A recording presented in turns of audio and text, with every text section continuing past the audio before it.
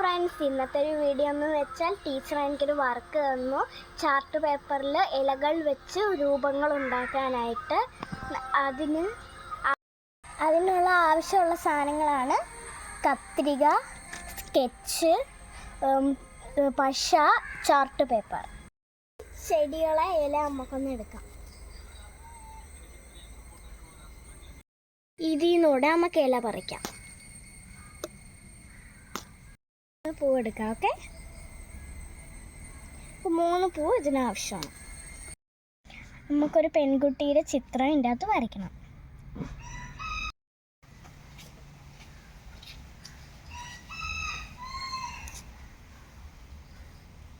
കത്രിക വെച്ച് നമ്മളെല്ലാം വെട്ടിയെടുത്തിട്ടുണ്ട്.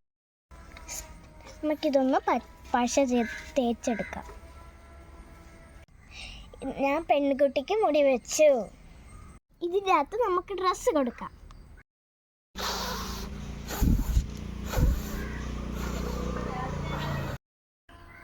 ഇതാണ് ഫ്രോക്ക് ഇട്ട പെൺകുട്ടി.